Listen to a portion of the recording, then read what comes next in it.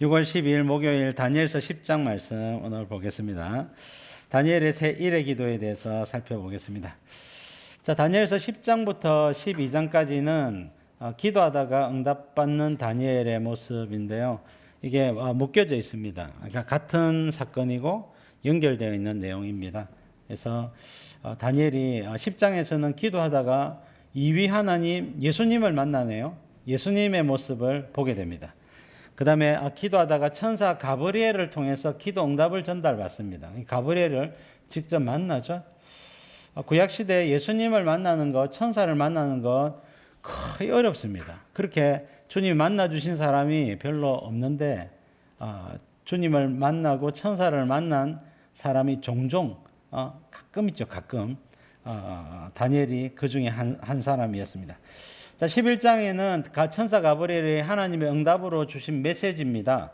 이것은 다니엘이 10장에서 기도하는 배경이 뭐냐면 8장에서 순양과 순념소 비유를 보았죠. 그래서 순양과 순념소 비유의 환상을 봤는데 그 환상을 좀 구체적으로 알려달라고 기도하는 내용입니다.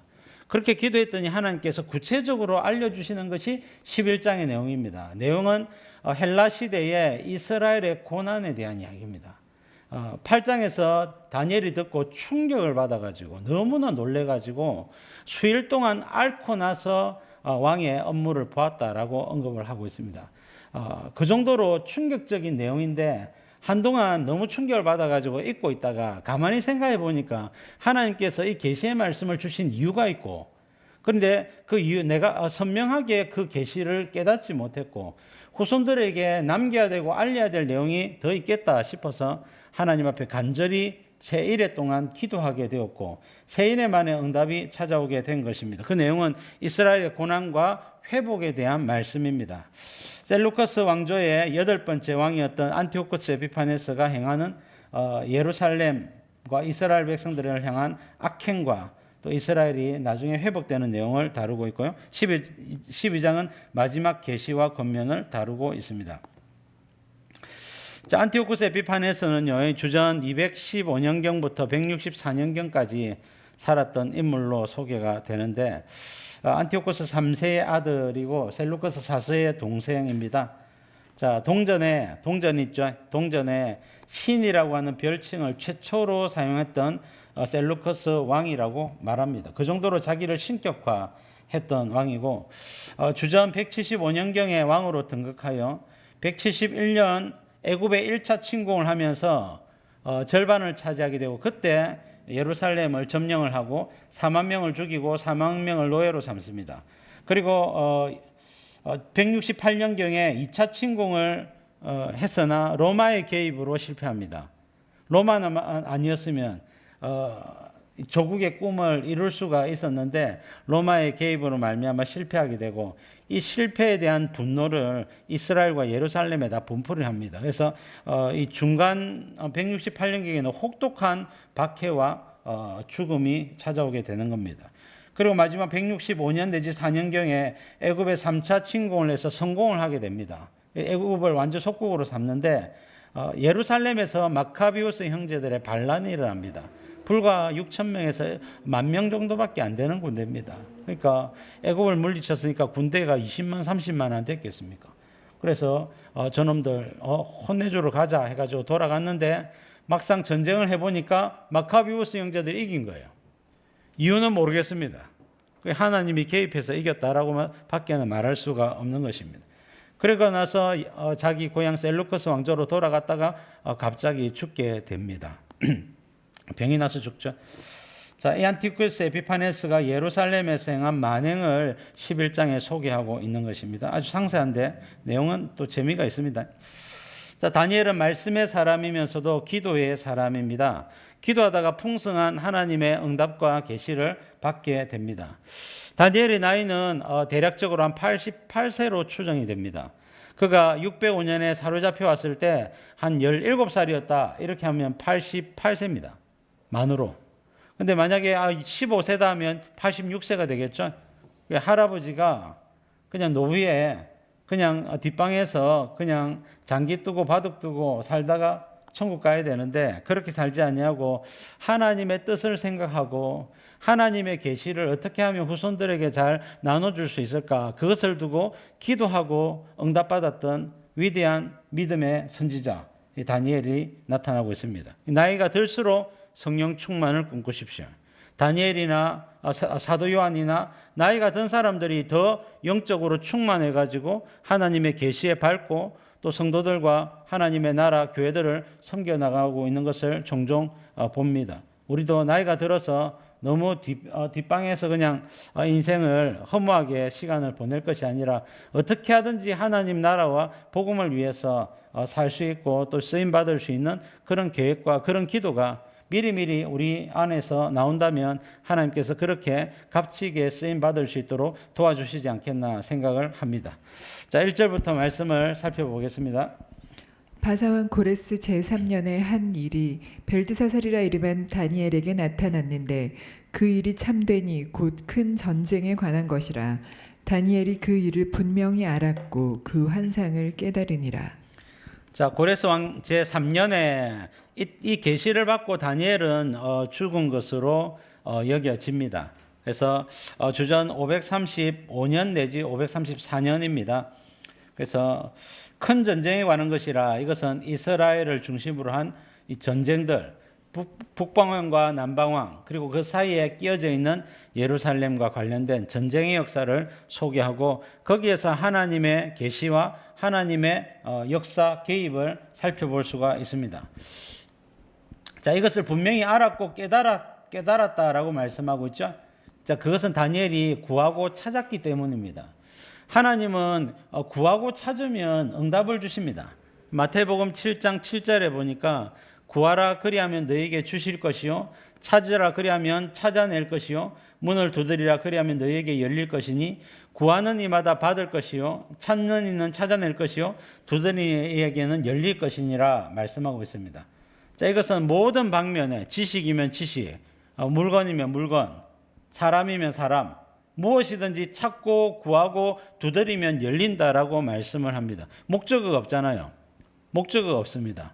그래서 이것은 주님의 뜻대로 무엇이든지 구하면 주겠다는 겁니다. 무엇이든지 구해라는 겁니다. 자, 그래서 우리가 인간적인 세속적인 욕망, 욕심, 쾌락 이런 것이 아니라면 하나님의 뜻 안에서 구하고 찾으면 반드시 얻게 될 줄로 믿습니다. 저는 핸드폰을 잊어버린 적도 있고 또 여러 가지 물건을 잊어버린 적도 있고 지갑도 잊어버린 적도 있는데 기도하면 찾습니다. 그래서 뭐 잊어버리면 기도하십시오. 그러면 하나님이 갑자기 생각나게 해주시거나 안 보이던 것이 보게 해주시거나 이렇게 해서 찾게 되는 겁니다. 자, 2절 말씀 보겠습니다. 그때의 나 다니엘이 세 일의 동안을 슬퍼하며 세 일에가 차기까지 좋은 떡을 먹지 아니하며 고기와 포도주를 입에 대지 아니하며 또 기름을 바르지 아니하니라. 자, 다니엘이 세 일해 동안 좋은 떡, 고기, 포도주 안 먹고 금식하며 기도했다. 물도 안 먹었느냐? 물 먹었습니다. 살펴보면 좋은 떡 안 먹었지 떡 자체를 안 먹은 건 아닙니다. 대신에 화려한 밥상을 먹지 않았다는 이야기죠. 그래서 여러분 간촐하게 밥하고 반찬 한 두세 가지 해가지고 간단하게 세 일해 동안 먹으면서 기도에 집중했다. 기름을 바르지 않았단 말도 자신을 이렇게 외적으로 오늘날로 치면 화장품, 스킨 로션이나 뭐 여성들은 화장품 바르지 않고 하나님 앞에 초췌한 모습 있는 그대로 생얼 그대로 하나님 앞에 나가서 기도했다. 자, 다니엘서 8장의 내용을 더 알게 해달라는 기도입니다. 이것은 문맥상 또 내용상 그렇습니다. 내용이 8장의 내용과 11장의 내용이 서로 상통합니다. 그래서 다니엘이 8장에서 보았던 그 환상의 내용을 좀 더 구체적으로 설명하는 것이 11장이기 때문에 다니엘은 그 기도를 했겠다 알 수가 있겠습니다. 그래서 8장에서 순양, 페르시아죠. 페르시아 시대가 지나가면 순념소 헬라 시대가 열리고 헬라 시대에 왕 알렉산더가 죽고 나니까 네 뿔이 등장했고 네 뿔 중에 한 뿔에서 작은 뿔이 났는데 그래서 셀루커스 왕조에서 8번째 왕 안티오코스 에피파네스라고 하는 작은 뿔이 등장해서 성도들을 박해하는 내용이었죠. 그 내용을 아주 상세하게 구체적으로 그 사람이 누군지를 후손인들이 알 수 있도록 다니엘서 11장은 기록되어져 있습니다. 내용을 나중에 살펴보겠습니다.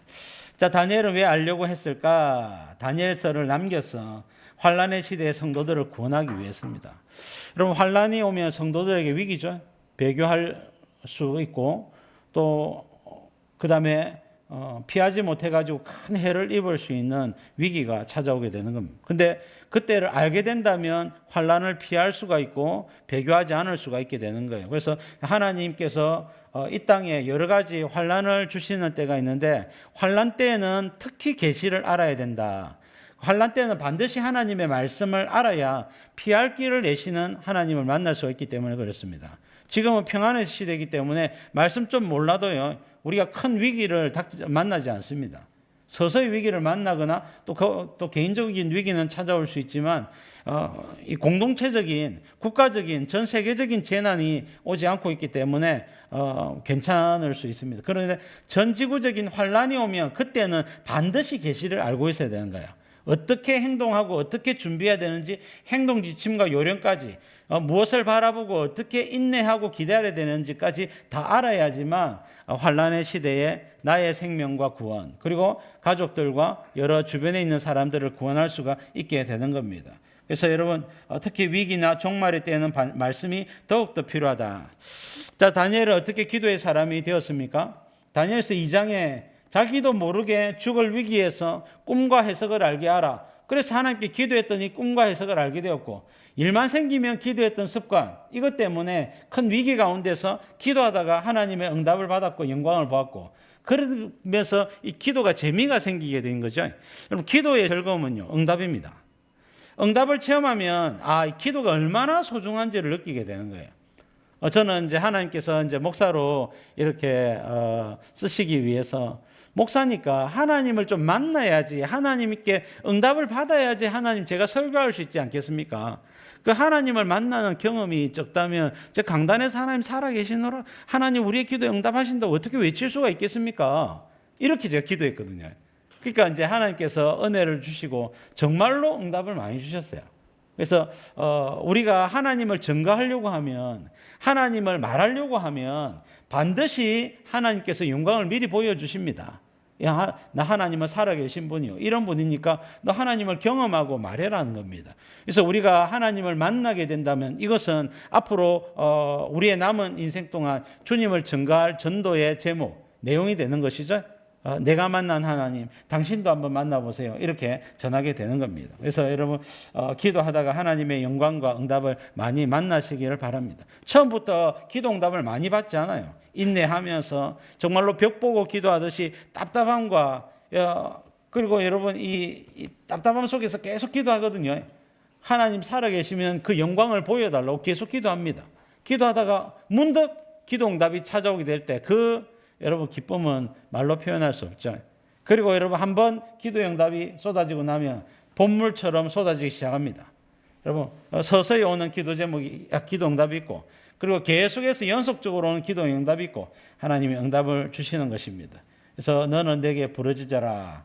내가 내게 응답하겠고 네가 알지 못하는 크고 비밀한 것까지 너에게 보여주리라. 말씀이 믿어지게 되는 것입니다. 다니엘서 9장은 이스라엘 포로기환과 회복을 위해서 기도하게 되었죠. 자, 포로기환뿐만 아니라 이스라엘의 완전한 회복까지도 하나님께서 다니엘에게 응답을 주셨다. 그러니까 기도의 재미를 즐거움을 아는 다니엘은 또 기도하는 겁니다. 나이가 들어서 이제 주님 앞에 갈 날이 며칠 남지도 않았는데 그때도 죽기 직전까지 생명 다해 기도했던 다니엘의 모습 오늘 본문을 통하여 볼 수가 있습니다. 자, 4절부터 6절 보겠습니다.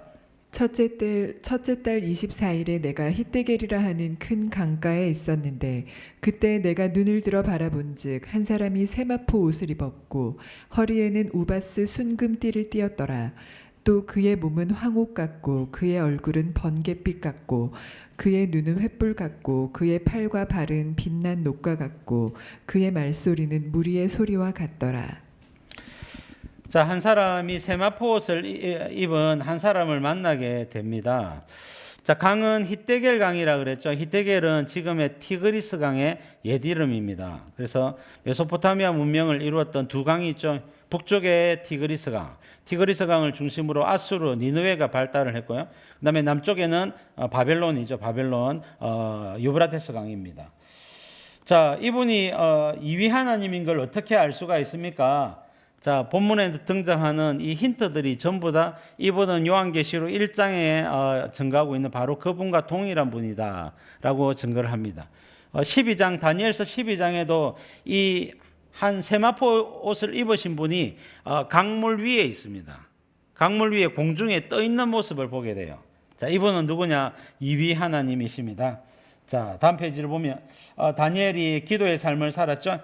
자기의 유익을 위해서 기도하지 않았고 또 하나님의 나라와 이스라엘 회복과 또 마지막 때에 성도들의 구원을 위해서 기도했더니 하나님께서 은혜를 베풀어 주셨습니다. 자, 다니엘서 10장과 요한계시록 1장을 비교하여 보면요. 자, 5절 다니엘서 10장 5절에 세마포 옷을 입었다. 세마포 옷은 제사장 복장입니다. 자, 그래서 요한계시 1장은 이 제사장복을 발에 끌리는 옷이라 이렇게 이야기하는 겁니다. 제사장은 번제단의 높은 곳에 올라갈 때 하체가 보이지 않도록 하기 위해서 발에 끌리는 옷을 입습니다. 자, 그리고 요한계시록에는 이 제사장복을 입으신 예수님께서 촛대 가까이에 가시는 모습을 보여주죠. 제사장이 촛대 가까이 갈 때는 주로 기름을 보충하기 위해서. 자, 촛대는 7 교회요. 자, 하나님의 교회라고 했기 때문에 교회의 성령으로 기름 붓기 위해서 가까이 가시는 예수님 모습을 세마포 옷을 입었다. 제사장, 대제사장이시다라고 언급을 하고 있고, 두 번째 5절에 허리에는 우바스 순금띠를 띠었더라. 요한계시록 1장에는 가슴에 금띠를 띠었다. 금띠는 왕권을 상징하거든요. 왕이다 말입니다. 주로 문맥상 심판하시는 왕을 언급을 하고 있는 것입니다. 그 다음에 6절에 그의 몸은 황옥 같고, 황옥은 금색이죠. 금색. 그래서 이것도 왕이시다, 이분이 왕이시다, 그것을 나타내는 것이고, 또 6절 그의 얼굴은 번갯빛 같고, 계시록 1장 16절에는 그의 얼굴은 해가 힘있게 비치는 것 같더라 언급을 하고 있습니다. 같은 의미로 이것은 승리자 예수님의 모습을 보여주는 것입니다. 모든 전쟁을 싸우고 이기고 홀로 승리하신 승리자 예수님의 모습을 보여주는 것입니다. 자, 구구절절한 내용들은 요한계시록 제가 1장에 말씀을 다 드린 내용들입니다. 자, 그 다음에 6절에 그의 눈은 횃불 같고, 계시록 1장에서는 그의 눈은 불꽃 같다. 같은 의미죠. 자, 분노하시는, 심판하시려고 하는 이위 하나님의 영광입니다. 그리고 6절 그의 발은 빛난 녹과 같고, 계시록 1장에는 그의 발은 풀문불에 단련한 빛난 주석 같고, 주석, 구리, 황동, 그다음 놋 다 비슷한 의미입니다. 뭡니까? 심판을 상징하는 매개체입니다. 놋이나 이런 황동이나 굴이나 이런 데 한 대 매 맞으면 굉장히 아프겠죠? 머리 맞으면 안 되겠죠? 자, 그래서 이것은 심판을 상징하는 도구들이고, 심판하시는 예수님의 모습을 표현하고 있는 것입니다. 그리고 그의 말소리는 무리의 소리와 같더라. 자, 계시록 1장 15절에도 그의 음성은 많은 물소리와 같으며, 그러니까 계시록 1장의 내용과 다니엘서 10장의 내용이 비슷합니다. 같은 분이다 말입니다. 이분은 누구시냐? 이분은 이위 하나님 예수님이라는 거예요. 여러분, 차이점은 십자가 지시기 전의 모습이고요. 그다음에 요한계시록 1장은 십자가 지시고 난 다음에 부활 성천하신 모습입니다. 그래서 약간 다른 차이점은 있죠. 그래서 십자가 지시기 전에는 아버지의 권세 아래에서 준비하고 계시는 예수님이고, 계시록 1장에는 정권을 위임받아 가지고 다스리고 통치하시는 예수님 모습을 보여주고 있는 것입니다. 자, 다니엘이 기도했더니 이위 하나님께서 찾아오셨죠. 자, 그래서 주님이 택하신 백성에게 자비하신 모습은 이 세마포 옷을 입으신 모습 한 개고요. 나머지는 전부 다 분노하시는, 심판하시는 주님의 영광을 표현하고 있습니다. 창세기 18장 17절 보니까 여호와께서 이르시되 내가 하려는 것을 아브라함에게 숨기겠느냐. 그러면서 소돔과 고모라의 멸망, 또 기도를 들으시고 롯을 구원하시는 은혜를 얻게 되는데요. 하나님께서 아브라함에게 숨기지 않았듯이 다니엘에게도 숨기지 않습니다. 왜? 다니엘이 주님의 영광을 위하여 평생을 살았기 때문에 그래요. 순전하고 진실되고 간절히 기도했고 성결하기 위해서 노력했고 온전히 사명, 이스라엘의 바벨론 포로기환을 위해서 헌신했습니다. 이러니까 하나님께서 영광을 보여주시는 거예요. 사도 요한도 마찬가지고, 그 다음에 고린도후서 12장에 등장하는 사도 바울이 삼층천을 본 사람을, 셋째 하늘에 올라간 사람을 알고 있다. 자신을 이야기하는 것이거든요. 그래서 사도 바울도 많은 계시를 들었고 보았고 예수님을 또 복음을 전하면서 몇 차례 만나지 않습니까? 자, 그것도 주님을 위해서, 복음을 위해서 온전히 자신을 헌신할 때 주님이 당신의 모습을 보여주시는 것입니다. 자, 7절 말씀 보겠습니다. 이 환상을 나 다니엘이 홀로 보았고 나와 함께한 사람들은 이 환상을 보지 못하였어도 그들이 크게 떨며 도망하여 숨었느니라. 자, 이 위 하나님의 모습은 다니엘만 보았거든요. 다른 사람들은 그 영광을 느끼면서도 보지는 못했단 말입니다. 그래서 크게 느꼈기 때문에 심판하시려고 하는 영광의 하나님의 영광을 본 거예요. 이게 느낀 거예요. 그러니까 주변에서 뭐 있었던 사람들이 있었겠죠. 뭐 물고기 잡는 사람들, 그다음에 땅을 일구는 사람들, 풀을 베는 사람들, 뭐 주변에 사람들이 있었겠죠. 또 기도하는 사람들이 있었는지 몰라도 그들이 크게 떨며 도망했단 말이에요. 왜? 여러분, 시내산에서 이스라엘 백성들에게 나타나신 이위 하나님, 여호와 하나님께서 불 가운데 나타나셨거든요. 그때 나 외에는 다른 신들을 내게 있게 말라 하고 십계명을 낭독하셨을 때 그 십계명은 모든 이스라엘 백성들이 다 들었거든요. 그 다 들으면서 두려워서 무서워서 벌벌 떨었어요. 왜? 여러분, 심판하시려고 한 하나님의 영광과 그 음성이 너무나 두려웠기 때문에 그렇습니다. 사도행전 9장 7절에 보니까 사도 바울이 예수님 믿기 전에 다메섹 도상에서 예수님을 만나게 되죠. 같이 가던 사람들은 소리만 듣고 아무도 보지 못하고 말을 못하고 서 있더라 그랬죠. 사도 바울만 예수님을 만났고 다른 사람들은 아무도 보지 못하여 말을 못하고 그냥 서 있는 거예요. 자, 소리만 듣고 소리도 정확하게 알아들었는지 아니면 어떤 웅웅하는 그런 소리만 들었는지 모르겠지만 어쨌든 주님의 음성과 영광을 정확하게 본 사람은 바울밖에 없었다라고 말씀을 하는 것입니다. 자, 여호수아 5장 15절에 여호와의 군대 대장이 여호수아에게 이르되 내 발에서 신을 벗어라 내가 선 곳은 거룩하니라 하니 여호수아가 그대로 행하니라. 주님과 복음을 위해서 헌신하려고 할 때에 주님 일을 하려고 할 때 주님이 그 영광을 보여주는 사람이 있습니다. 특별히 여러분 본문에서 성경에서 등장하는 인물들은 주로 성경 계시의 도구가 되는 인물들이죠.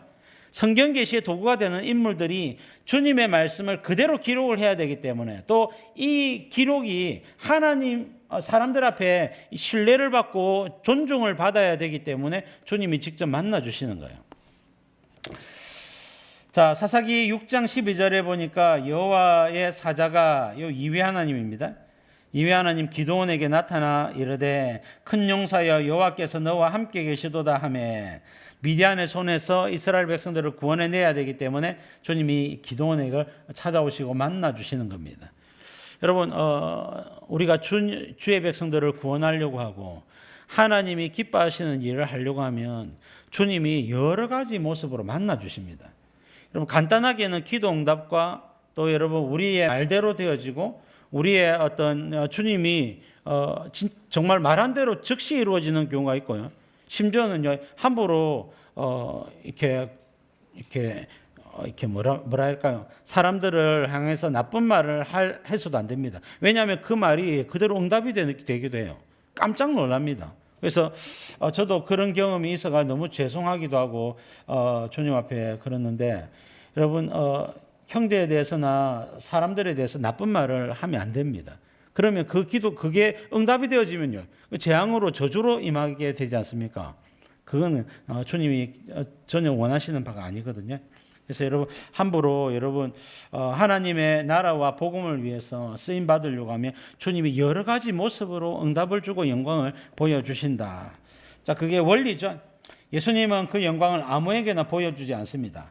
요한복음 14장 21절 보니까 나의 계명을 지키는 자라야 나를 사랑하는 자니 나를 사랑하는 자 내 아버지께 사랑을 받을 것이요 나도 그를 사랑하여 그에게 나를 나타내리라. 여러 가지 모습으로 나타내신다 말씀을 하고 계시는 것이죠.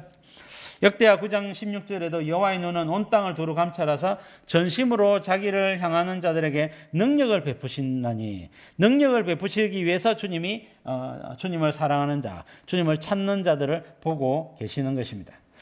많은 사람이 듣지만 말씀이 모든 사람의 것이 되지는 않습니다. 말씀을 붙들고 살기 위해 기도하는 사람에게만 하나님의 살아있는 말씀이 임하게 되는 것입니다. 복음과 주님의 영광을 위해서 생명 걸고 달려가는 그런 인생, 한 번밖에 살 수 없는 우리의 인생인데 복음을 위해서, 주님을 위해서 한번 멋지게 경영해서 영광 돌릴 수 있는 그런 인생이 될 수 있기를 축복합니다. 자, 8절 9절 보겠습니다.